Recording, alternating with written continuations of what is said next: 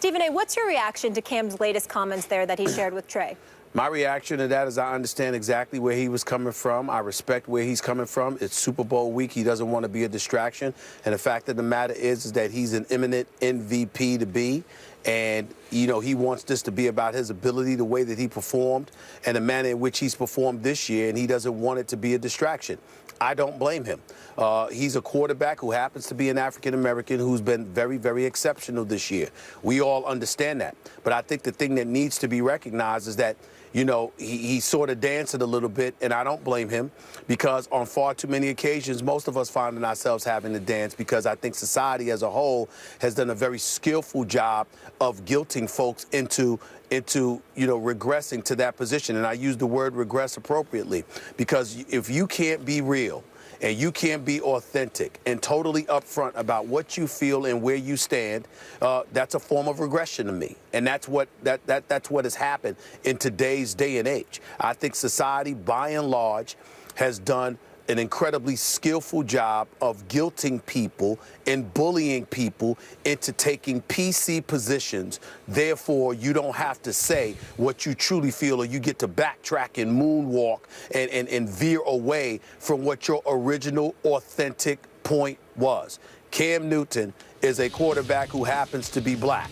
In the eyes of a small minority in this country, he is still a black quarterback.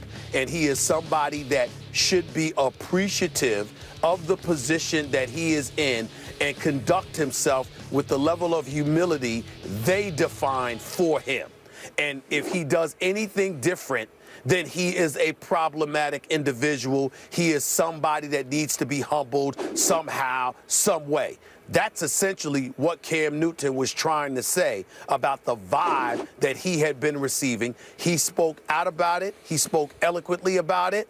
And that was that. But then it became national news, and the story became bigger than what it was. And now it was a question as to whether or not this was going to be a distraction to the Carolina Panthers, even though it was not.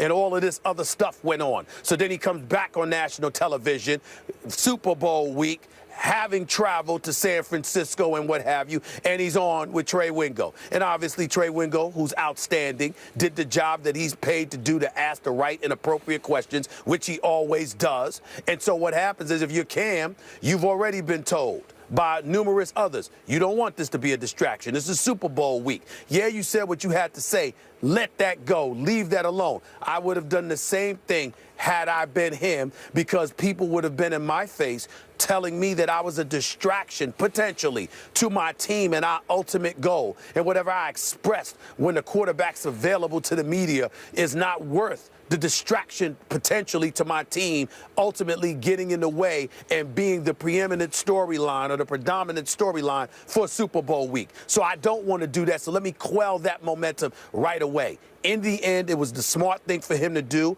I totally understand where he was coming from. I feel him. I get him. But all I would say on behalf of Black America is that we all heard him the first time.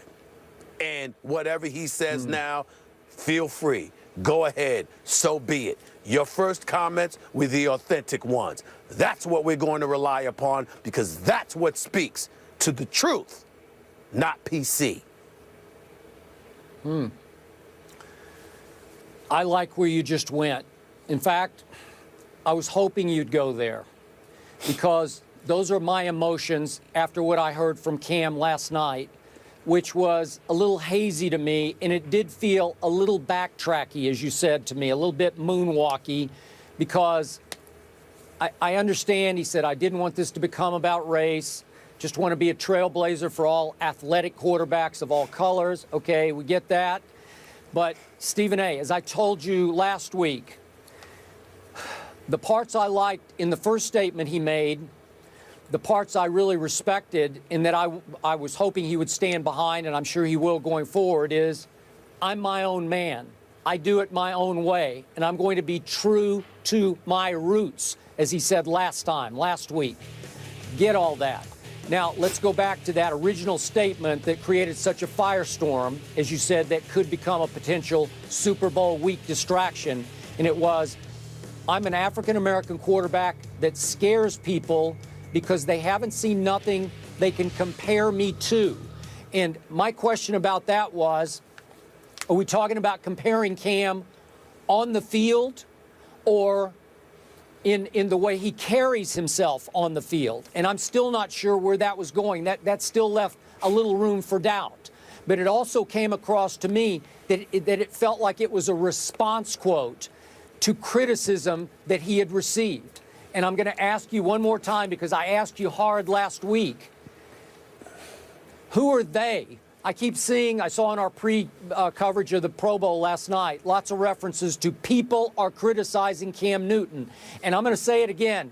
I know one woman in Nashville, Tennessee, who wrote a letter to the editor, Charlotte Observer. Then after Cam responded to that letter, she backed off and apologized and said she got where he was coming from, and she let it go. That's the only, what was her name? Rosemary Plorin? I've got it here somewhere. That's the only one. And to me, she somehow became the face of racist white America hating on Cam Newton. And I don't get it, because I still, to this moment, I don't hear hate of Cam Newton. Maybe I live in a sheltered circle, but my circle of people that I deal with, they love Cam Newton. He is becoming beloved. I think he is going to win, as you said, the MVP of the Super Bowl. This is his year, his time, his team. I have no problem with that. I don't know anybody who has a problem with that except that one woman, because she got shamed by Panther fans around her at a Titans game, and she thought they were inspired by Cam's final celebration of the nail in the coffin touchdown that made it 27-10 in Nashville in favor, obviously, of Carolina. So she was upset because her 9-year-old had to hear profane remarks from Panther fans around them in the end zone stands. So I don't think that's that big a deal.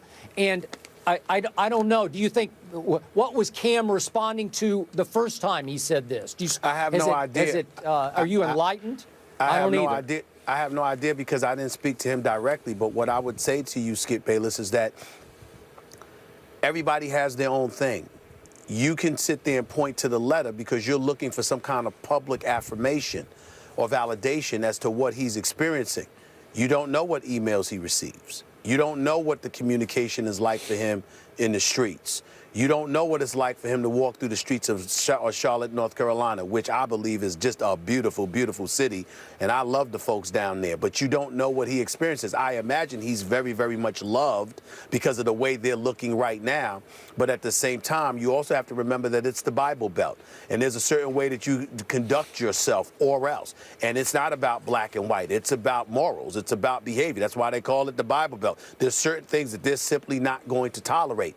But just because those kind of things happen, and because it may have nothing to do with race at all, I'm here to tell you, the reality is that you have some folks that may interpret it and absorb it that way, because when you are an African American in this country and you have to deal with certain things, regardless of how much we've improved as a society and how far we've come and how many God-fearing, loving people that are out there of all races, ethnicities, etc., the reality is that the small minority screeches the loudest sometimes. And sometimes that is what affects you because of what you're being subjected to, particularly when you're somebody in Cam's position who's living in a relative cocoon because you're so popular that you can't get out there and mingle and mix with the status quo. Your exposure to the select few sometimes may be on the negative side instead of the positive side. You don't know what he's going through.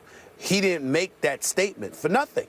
It came from somewhere. I don't know where it came from. I can imagine, but I don't know where it came from. And the problem is that you have some folks, and we live in, and society has become really, really slick. And again, I harken back, Skip, if you don't mind me saying so, to the whole Chip Kelly incident. You had white folks in an uproar, like you were talking about them. Wasn't talking about them. You're talking about Chip Kelly. You didn't say, and one of the reasons, that's why I highlighted. Nobody said the stuff about Chip, the stuff that was said about Chip Kelly. Nobody said that about Bill Belichick. Nobody said that about Bill Parcells. Nobody said that about Mike McCarthy, Don Shula, Sean Payton, Bill Cowher. The list goes on and on. Nobody said anything about that. They said it about Chip Kelly. But you have people standing up in an uproar and made it a referendum on race and racial issues and black and white and how things are interpreted and all of this other stuff. No, we were talking about him. And so when you are if you're living in a society all people have to recognize and really look at is the fact that don't personalize it. Take it for what it is. If somebody's talking about Skip, they're talking about you. They're not talking about all white guys, okay? And if people stop personalizing it, then the stories won't be as big as they are, and we won't have to have this referendum, this national discussion, or anything like that. There would be a greater understanding. But because we can't get to that point for some reason, stories like Cam Newton proliferate to astronomical proportions because, he said what he had to say. And people in general are offended by it because they take it as a personal shot against them when the person that was victimized was him. Got it. All right. Cam's transparency and dominance on the field certainly appreciated on this show here on First Take. He's the fourth quarterback in Super Bowl history to enter the game with 50 combined passing and rushing TDs. The three previous quarterbacks all lost the game. Cam looking to change that Sunday, and many think that he will. Moving on, though, up next, at 30 years old, Megatron is calling it quits, leaving millions on the table. The guys will react to that after the break, and lots to get into as Super Bowl week is finally underway. To get a jump on everything we're discussing, head on over to Instagram right now and check out our complete rundown. We'll be back in a few. Join us.